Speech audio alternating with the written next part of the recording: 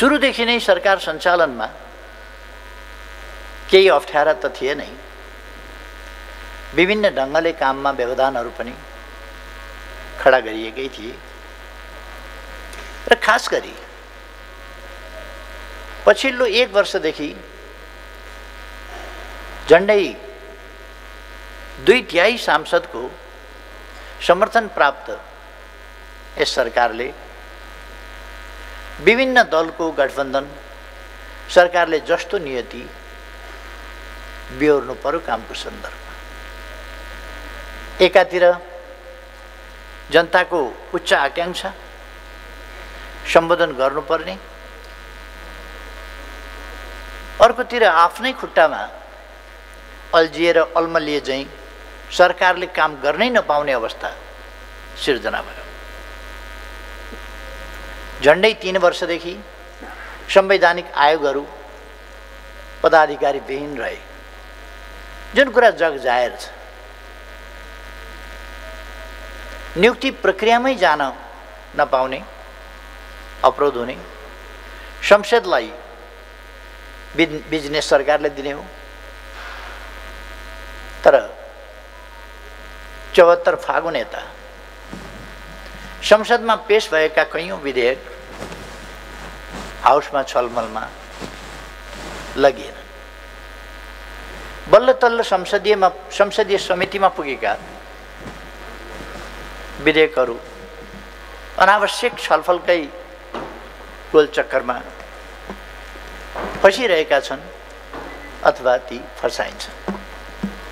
सरकारले निर्णयका लागि संसदमा पेश गरेका प्रस्तावहरू समेत निर्णयार्थ प्रस्तुत गरिँदैनन्।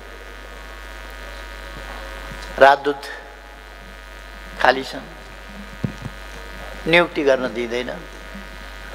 संवैधानिक अङ्गमा केही गरी कसैको सिफारिस गरिहालियो भने, त्यो सम्भव भइहाल्यो भने त्यहाँ कचिङ्गल मचाइन्छ र आफ्नै दलका सदस्यले संसदीय सुनवाई समितिमा नियुक्तिहरू अड्काउँछ।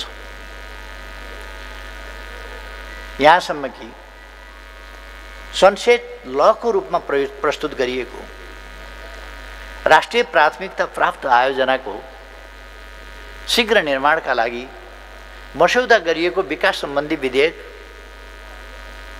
र सार्वजनिक खरिद ऐनलाई संशोधन गर्ने विधेयकलाई समेत अल्मल्याई सार्वजनिक सेवा प्रवाहमा अवरोध पुर्याई विकासको गतिलाई नै अवरोध पुर्याइन्छ।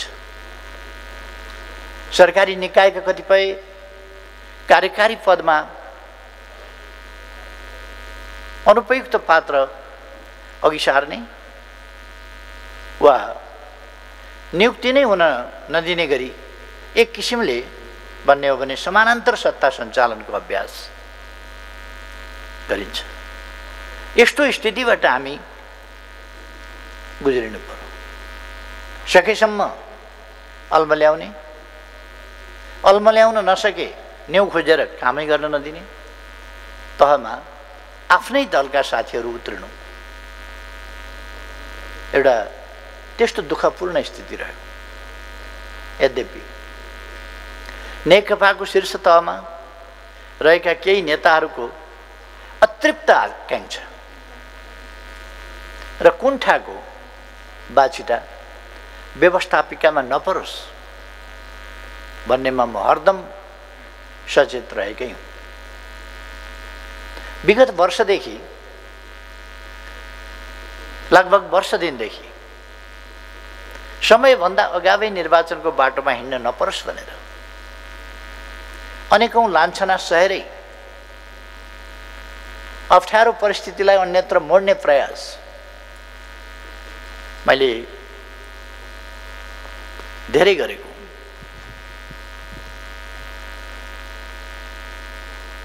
गठबन्धन सरकारको अर्को कुनै समूहले चाहिँ आफ्नो पार्टीका अध्यक्ष एवं प्रधानमन्त्री विरुद्ध अचानक निराधार र झुट्टा फौजदारी अभियोग छापेर देशभरि वितरण गरेर पृथक बाटोबाट सरकारमाथि हमला गर्ने र सकेसम्म विस्थापितै गर्ने, बाटोमा हिँड्न तम्सिरहेका नेताहरूलाई सम्झाउने र स्थितिमा परिवर्तन ल्याउने, स्थितिलाई सकारात्मक बनाउने प्रयास मैले लगातार गरिरहेँ र यो प्रयास गत पुष 5 गते विघटनमा हस्ताक्षर हुनुभन्दा अगाडिसम्म 2 बजेसम्म लगातार गरिरहेँ। प्रतिनिधि सभा विघटन गर्नुभन्दा अघि मैले धेरै पल्ट सोचेँ र विघटन गर्नु नपरोस् भनेर प्रयास पनि गरेँ। मैले सोचेँ कि विद्यमान अवस्थामा वैकल्पिक सरकारको सम्भावना छ त?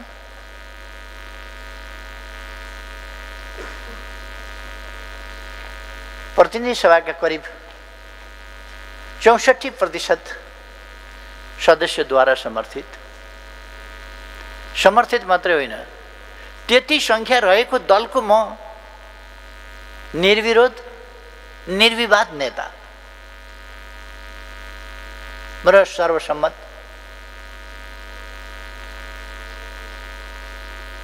जसो प्रधानमन्त्री। मेरा विरुद्ध संसदीय दलमा कुनै चर्चा, विपरीत चर्चा, आलोचना, टिप्पणी केही पनि छैन।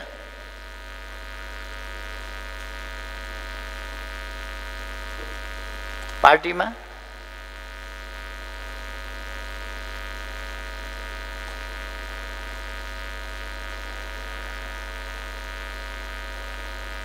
केही व्यक्तिहरू भित्र गाईगुई, सानो संख्याको एउटा गाईगुई, आलोचना, टिप्पणी र एकजना व्यक्तिले एउटा झुटो लान्छनाको पत्र पेश गरेको बाहेक अरू केही छैन। संसदीय दलमा मेरा विरुद्ध कुनै उजुरी छैन। उजुरी नभएको मात्रै होइन, संसदीय दलका सदस्यहरूबाट कुनै समस्या पर्यो अथवा बैठक गरिनु पर्यो भन्ने कुनै माग पनि भएको छैन। त्यस्तो माग संसदीय दलका उपनेता समक्ष पनि आएको छैन। प्रमुख सचेतक, सचेतकसम्म, मुख्य सचेतक, सचेतकसम्म पनि आएको छैन। र दलमा मात्रै होइन, पार्टीभित्र पनि संसदीय दलको नेता बदल्नुपर्छ भन्ने कुनै कुरा उठेको छैन। उठेको भए पनि त्यो सम्भव पनि थिएन। यस्तो अवस्थामा नेकपा भन्दा बाहिरबाट जहाँ 36% जसो संख्या रहन्छ, त्यो संख्या जतिपल्ट गने पनि त्यो 51% त पुग्दैन। 36% भनेको 36% हो।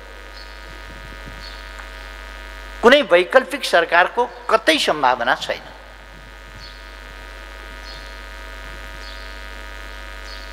त्यस्तो अवस्थामा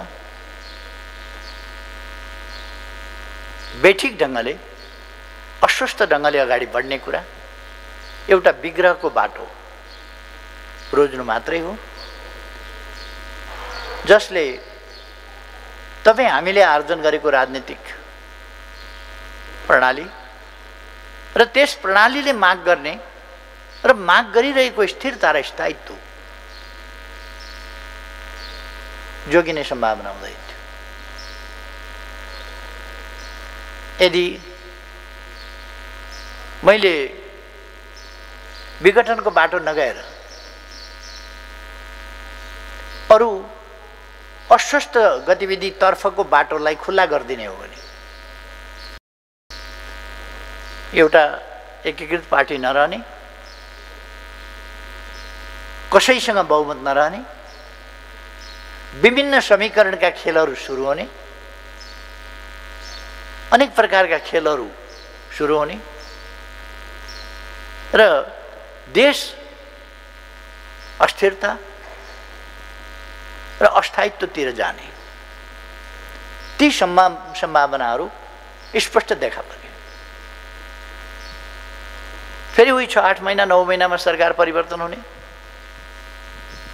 त्यसको निरन्तर अनियन्त्रित श्रृङ्खला सुरु हुने, त्यस बाटोमा राष्ट्रिय राजनीति जाने धकेलिने त्यो सम्भावना थियो। त्यसबाट देशलाई जोगाउनु आवश्यक थियो, जरुरी थियो। त्यसैले प्रतिनिधि सभाको बाँकी यस कार्यकाललाई राजनीतिक अस्थिरताको खेल मैदान बन्न दिनु हुँदैन थियो। त्यस्तो बन्न दिने कि अर्को विकल्पमा जाने। प्रधानमन्त्रीको हैसियतले मेरा सामु धेरै विकल्प थिएनन्, दुईटा मात्रै विकल्प थिए कि मैले राष्ट्रिय राजनीतिलाई अस्वस्थ फोहोरी खेलतर्फ जान दिन मन्जुर गर्नु पर्थ्यो कि हामीले प्राप्त गरेका उपलब्धिको रक्षा गर्दै ती उपलब्धिहरूलाई व्यावहारिक रूपमा कार्यान्वयन गर्दै स्थिरता स्थायित्वको बाटोबाट र खास गरी जनताको अभिमतबाट निर्णय गर्ने अँध्यारा कुनाका षड्यन्त्रबाट र केही व्यक्तिका साँठगाँठबाट राष्ट्रिय राजनीति प्रदूषित हुने बाटोतर्फ जान नदिएर जनताको जनमत ताजा जनादेशबाट राष्ट्रिय राजनीतिलाई अगाडि बढाउनु पर्ने आवश्यकता थियो। गत निर्वाचनमा जनतालाई मैले विजयी भएँ भने अथवा मेरो नेतृत्वको गठबन्धनलाई सरकार सञ्चालन गर्ने गरी जनमत प्राप्त भयो भने राजनीतिक अस्थिरता हुन दिन्न, रोक्छु। राजनीतिक स्थायित्व कायम गर्दै विकास र समृद्धिको बाटोमा देशलाई अगाडि बढाउँछु भन्ने मेरो प्रतिबद्धता मैले सम्झेँ। अनि विगतमा भएका विश्वास अविश्वास, विभाजन, समीकरण, लेनदेन आदिका अस्वस्थ खेलहरूको एउटा सिलसिला सम्झेँ मैले। त्यसले सिर्जना गर्ने अस्थिरता र अस्वस्थ बाटोतर्फ देशलाई जान दिन मिल्दैन थियो, जान दिनै हुँदैन थियो। त्यस्तो अवस्थामा एकातिर प्रतिनिधि सभाबाट अर्को सरकार बन्ने विकल्प नहुनु थिएन, छैन। अर्कोतिर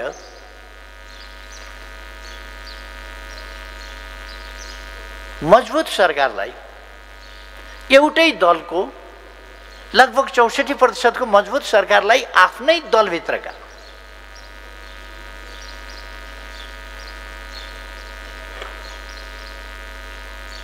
आफ्नै सहकर्मीहरूले चल्नै नदिने खालको स्थिति। त्यस्तो विडम्बनापूर्ण एउटा जटिल अवस्थामा राष्ट्रप्रति जिम्मेवार हुँदै फेरि जनताका बीचमा जानु बाहेक जनताले सुम्पिएको जिम्मेवारीमा केही नयाँ प्रवृत्ति त नयाँ होइनन्, तर पनि यस परिस्थितिमा बहुमतको सरकार भइसकेपछिको परिस्थितिमा पनि केही प्रवृत्तिहरू जो देखा परे ती हिजो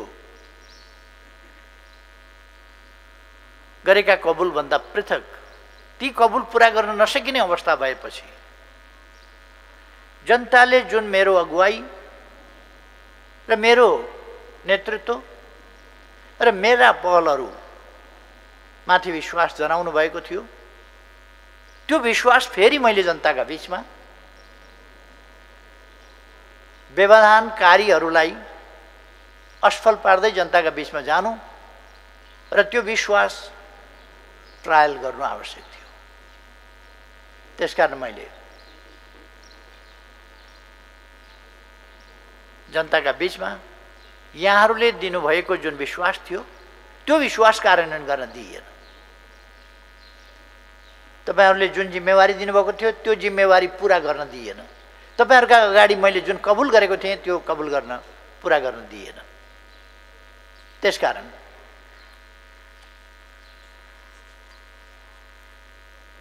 म पुनः जनताका बीचमा जानुपर्छ, ताजा जनादेश पाऊँ भनेर भन्ने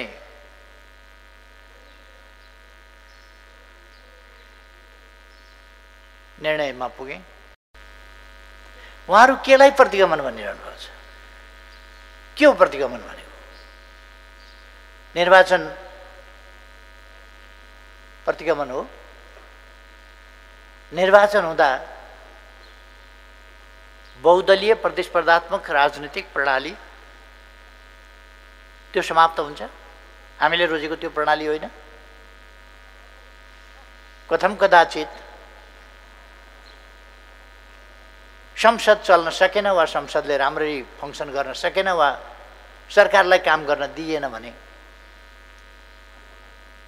अनि गर्ने के त? के देशलाई अस्वस्थ राजनीतिको गोलचक्करमा फसिरहन दिने? जनताका बीचमा जान परेन? जनताका बीचमा जाँदा, जनादेशका लागि जाँदा यदि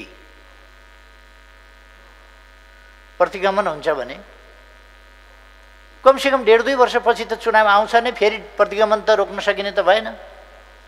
हाम्रो प्रणालीले चुनाव त गराउँछ, चुनाव गराउने बित्तिकै प्रतिगमन हुन्छ भने त फेरि प्रतिगमन त हुने नै भयो। निर्वाचनलाई प्रतिगमन भन्नुभएको उहाँहरूले कि केलाई प्रतिगमन भन्नुभएको?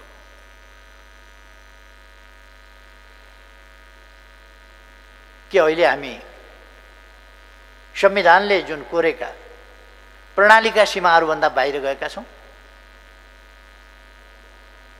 त्यसभन्दा हामी के पछि हटेका छौँ?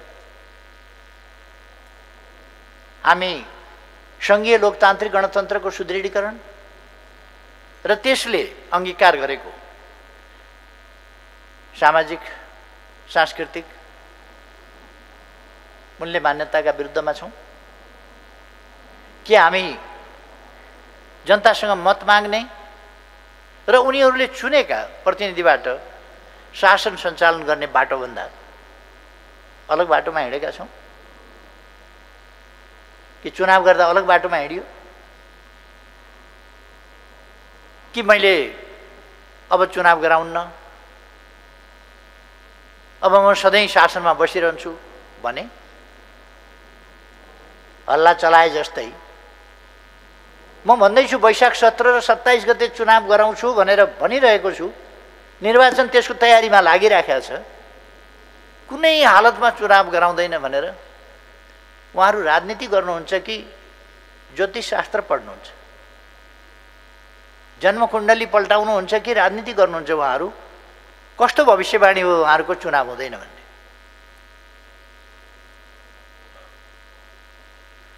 हामी कोही उल्टो बाटोतिर फर्केका छैनौँ। उल्टो बाटोतिर हामी फर्केका छैनौँ भने संविधानको रक्षा हाम्रो प्रतिबद्धता हो, त्यसको सृजनात्मक कार्यान्वयन प्रतिबद्धता हो, प्रणालीको रक्षा हाम्रो प्रतिबद्धता हो, सुदृढीकरण प्रतिबद्धता हो। अनि त्यसको व्यवहारिक कार्यान्वयन गर्दै, त्यसमा आइपरेका अप्ठ्यारा र व्यवधानहरू फुकाउँदै, लोकतन्त्रलाई सुदृढ गर्दै, देशमा स्थिरता र स्थायित्व कायम गर्दै लोकतन्त्रको बाटोमा अगाडि बढ्छौँ, जनताको आदेश र अभिमतबाट अगाडि बढ्छौँ भने प्रतिगमन भयो कसरी? हामीले पहिलो वर्षको कार्यभारलाई राज्यको संरचनागत व्यवस्थापन र समृद्धिको आधार वर्ष मानेका थियौँ। अन्तर्प्रदेश समन्वय,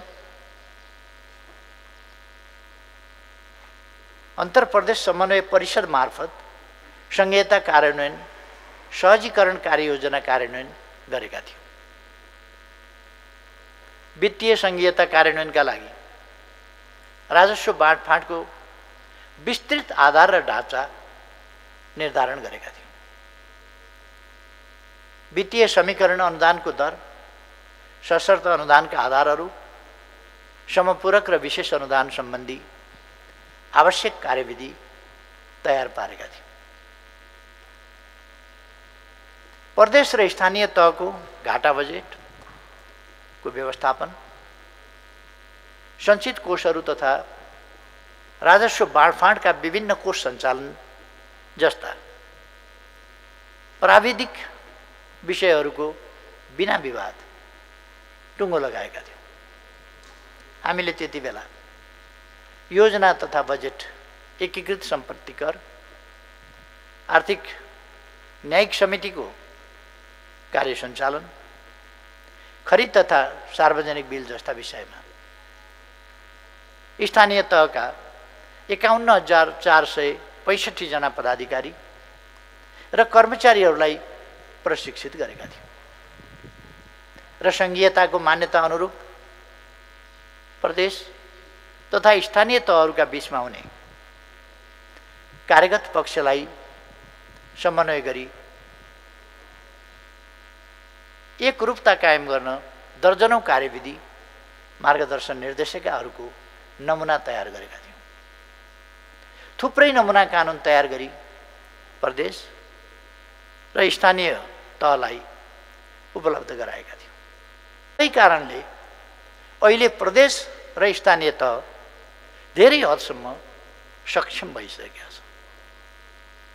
स्मरण गरौँ त, 3 वर्ष अघि संघीयता कार्यान्वयन गर्दै गर्दा सङ्घमा कति मन्त्रालय, कति संवैधानिक निकाय, कति विभाग र विभाग स्तरका कार्यालयहरू, कति अन्य आयोग, सचिवालय सहित कार्यालय कायम हुने भन्नेमै अन्यल थियो। प्रदेश स्तरमा कति मन्त्रालय, प्रदेश सभा सचिवालय र कोष तथा लेखा नियन्त्रक कार्यालय सहितका निर्देशनालयहरूका सङ्ख्या, डिभिजन र कार्यालयहरू कति कायम गर्ने भन्नेमा स्पष्टता थिएन। 753 स्थानीय तहको वर्गीकरण र सङ्गठन संरचना स्वीकृत हुनै बाँकी थियो। त्यस्तो परिस्थितिमा प्रदेश र स्थानीय तहका लागि आवश्यक सङ्गठनात्मक संरचना स्वीकृत गरियो। कर्मचारी समायोजन जस्तो जटिल काम 1 वर्षभित्रै सम्पन्न गरी सङ्घ, प्रदेश र स्थानीय तहमा आवश्यक जनशक्ति व्यवस्थापन गरियो। अहिले यी कामहरू सहजै सम्पन्न भए जस्तो लाग्छ। 3 वर्षपछि आज फर्केर हेर्दा यी विषयमा हामीले सन्तोषजनक उपलब्धि हासिल गरेका छौँ भनेर